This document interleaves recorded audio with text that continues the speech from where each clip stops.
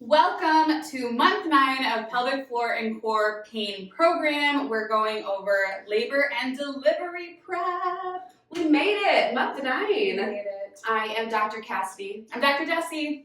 Thank you for joining us, and we're so glad that you made it this far in your pregnancy journey. It's an exciting time, and we have a bunch of stretches and exercises for you to help prep your body, specifically your core and your pelvis, for your labor and delivery. Okay, so Dr. Cassidy doesn't like doing squats. I cannot make this up. No, so she's going to do her squats on the chair. Love it. Which is actually applicable to some of you pregnant mamas out there because you may not, actually you can sit on it. Okay. I learned a box squat the other day. This is really quite fun. So she's going to sit and come up off the chair so she doesn't have to go through as great of a range of motion. I am going to go low. And I actually even have an ankle that doesn't like to move as much as some people's, and I can still get down here. But you want a really wide squat. We're just going to do 5 of these. You want an angle about 45 degrees. Really be mindful of your knees. Yep, push them out. You don't want them to be caving in. Down. We've got one more after this. Creating strength through here, especially in that last month of pregnancy, is clutch for labor and delivery. It is so unbelievably important. So if you could do lots of these every day, even if you just did 5 a day, but you did it consistently, it'd be huge. Okay, Sacrotuberous ligament. We're going to do this standing. You're going to still be in a squat, but your legs are going to be wide, and all you're going to do is bring your knees outward. It doesn't have to be far. I see we do 10 of these. Yeah. I'm already warm. I'm warm. My glutes are warm. It is humid here in the great state of Minnesota. Okay, we've got 5 more. I like that you do this with your thumbs. Like, yep, the knees, they gotta go out. This is lovely. So, in one of our previous videos, we were talking about Sacrotuberous, and Dr. Jess likes to just do 1 at a time. Mm-hmm. You can do that. I prefer getting it done at once. The quicker the better. But you don't have to. You can choose what's best for you that way. Okay, when it comes to labor and delivery prep, it's all about offsetting the pelvis. You want to really create some goofy movement, to be perfectly honest, with the pelvis, because you're really working on the functionality of it. You're really trying to cater to baby kind of coming down into that canal, so you want to create movement within the pelvis. And we are chiropractors, this is our whole world. So we are a little obsessive about this, but where we're gonna go with it is sidewalk walking. If you don't have a sidewalk, or, I mean, sometimes it's winter time and it's difficult to get out there, but if you are inside, you can find either a yoga block or something that has a little bit of height, or a staircase. You can choose how you want to do this. We're going to do this together. Heads up, if you are sidewalk walking, you actually are going to want to go across. Like, you're going to want to kind of keep like up and down. You want the shifting of the pelvis. Yep. And to go up, down, as you are falling off your curve or your step. So now, if we're in the house and we don't have access to a wider plank like this, like a sidewalk, or you're just on a staircase, you want to just up, down, or what you could do is swing up and back. You can play with it. I'm going to actually switch sides because now my left side is fatiguing. But a thought with this too, because we like stairs for the same reason.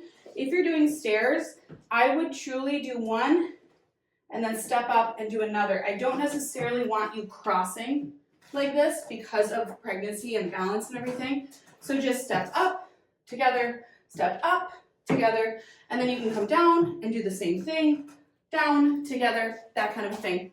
You can also bring that yoga block into your wherever delivery space, wherever that may be, and you can use that to help shift that pelvis during your delivery, which can be really nice, especially if you're stagnant or stuck. We love that. And we love movement during actual labor. Okay, now we're going into sacrotuberous. It's that ligament that goes from your sits bone to your tailbone. Big part of our Webster technique. You'll hear us talk about this one a lot. Something that we actually physically work on in the office on patients, where we're like digging. It's amazing. But what we're going to do today is use the ball. We're going to actually sit on the floor, not a chair today. We're going to sit here like so. Take your ball, sit right into that ligament, and you'll feel it. It should feel pretty good. It should feel like a nice big stretch. Right. Kind of. Yeah, it's basically, Massage. if you find your sits bones, it's just towards the midline of that. So it's pretty close there, but it's usually tender. You can roll around on it, see how it feels. And then we like to lift up and out if you need more. Like if this is enough for you and you don't feel like you can do any more, that's totally fine. And you can kind of even lean back on it. Then what you do is lift and bring your leg out and then back in. So we're gonna do 3 more of these. 2, and this is great for hip opening as well. So you're kind of tackling 2 birds with 1 stone on this one. Let's switch sides. Love it. I'm So my glute needs to be evened out, right? Yeah, we like to keep things even too. Again, if it doesn't serve you in the moment, that's okay, but typically we like to keep things even. So I'm finding my spot. I'm gonna do 5 of these. Up, out, up, out. We've got 3 more. Dr. Mariah and I have talked a lot about breathing during this program, I know for sure, and that diaphragmatic breath. This is a good time to find it. When you're stretching, when you are going through contractions, big, deep belly breaths into your diaphragm and your pelvic floor are going to serve you very well. Most people don't actually realize your uterus is physically attached to your sacrum, and that's why pelvic mobility, pelvic positioning, all those things are so important during pregnancy and labor and delivery and all those things going successfully. So sacrum's malpositioned, that can add tension, torque to your uterus, which is physically a muscle. Strange again because it's like, what? We can't control that muscle. No, it's a smooth muscle, kind of like our intestines. So it does contract. That's how baby progresses through your birth canal. But the sacrum positioning, because of that attachment, is essential. So all of these pelvic movements, shifts, up, down, and what we're gonna do next on the ball is all incredible. So we're going right into pelvic isolation. This ends up being one of the most important components, I'd say, throughout pregnancy, but especially in that 9th month, preparing for labor and delivery, really getting your pelvis prepped, not just being on the ball, but actually mobilizing your pelvis. So everything Dr. Cassidy was just talking about, the attachment to the uterus, everything about the mobility, you really have to isolate. So you have to work on tucking forward and back, not moving the upper part of your body, which is difficult for some people. They kind of want to be here. Don't do that. Try to keep your body in one place. Isolate front and back. I would just do 10 of these. We're going to do 5 more. So here's 5, 4. One trick you can try if you notice your upper body is shifting a lot, hold something up front where you are keeping a pole, a broomstick, maybe it's your, I don't know, baking roller, keeping it level, and that will cue your body not to be shifting side to side. So now we're going to actually go side to side with the pelvis, but not our upper body. So we're going to do 10 of these. Here's 4, 3, 2. I think I went back. I think I went up, and then I went back. So we're going to do 2 more.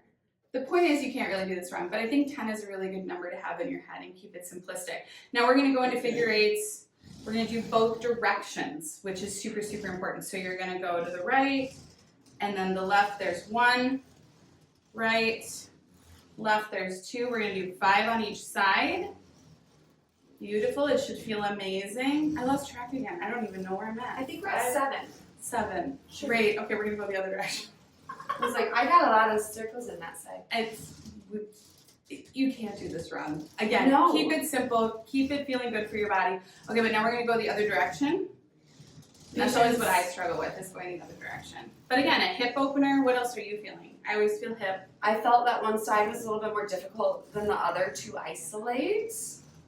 Yeah, there's 5. So this is something to incorporate during pregnancy, which is incredible. And as you progress your pregnancy, you might notice it gets a little bit more difficult. One side might be more difficult than the other.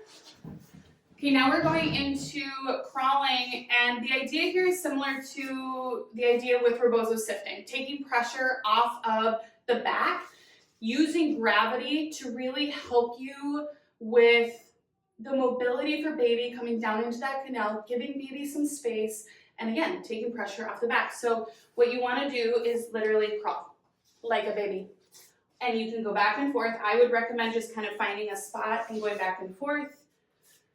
It's going to help with your core stabilization, but again, you're taking pressure off of your back, which is huge. And this is actually something that's going to be really beneficial if your baby is breech as well. And we have another video for that and some partner techniques for that. So check that out if you are dealing with a breech baby distribution and you're wanting to help baby kind of move down, head down, or find your chiropractor and check out the Webster technique, because that's also an incredible mechanism to help with kind of what your pelvis is doing to aid in bringing baby head down. Absolutely.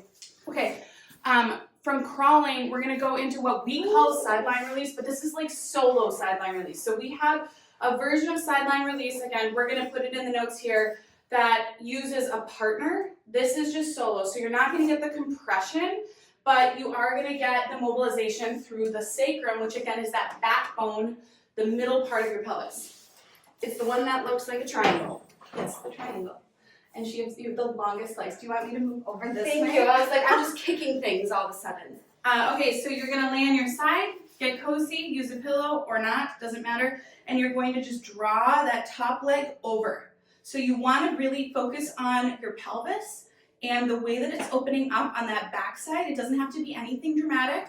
No, it should just feel really good. You could lay on the edge of a bed for this one or sofa, so that your leg drops a little further, but I'm always careful and cautious to recommend women doing that because I don't want them to feel like they're gonna topple forward.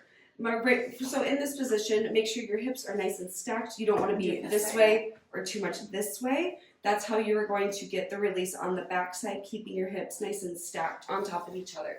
And that reminds me, I like women to keep their foot actually tucked and not all the way forward. I guess you could play with it, but if you're tucked a little more, you're gonna get a little more rotation through that sacrum when you're here doing it by yourself. When you're with a partner, we typically have your leg forward, but if you're by yourself, here is probably a really good space to be in. Okay, adductor rocking. This is gonna be our last mechanism. Adductors are super important for labor and delivery. It's an area that you can strip with a roller if it's super tight, but really important to stretch, and we're not gonna do a lot of this. You don't have to, but again, being consistent with it every day. So toe up, leg out, be mindful of belly, and all you're gonna do is rock back and forward. We're just gonna do 3 of these. Here's 2, and there's 3, so it's opening up your hip. It is physically lengthening the adductors that attach from here to your pubic bone. Say this is not going to be unfamiliar if you've watched the SPD video and you've had crotch pain during your pregnancy. Yeah. But it's also a great way to prep for labor since there is a pelvic attachment. That's it. For additional partner stuff, check our website, check our YouTube channel, subscribe, do all the things, search for it, send us messages, whatever you need, we're here. This is our realm. We're obsessed. We love it. We love what you guys are doing. We think it's incredible.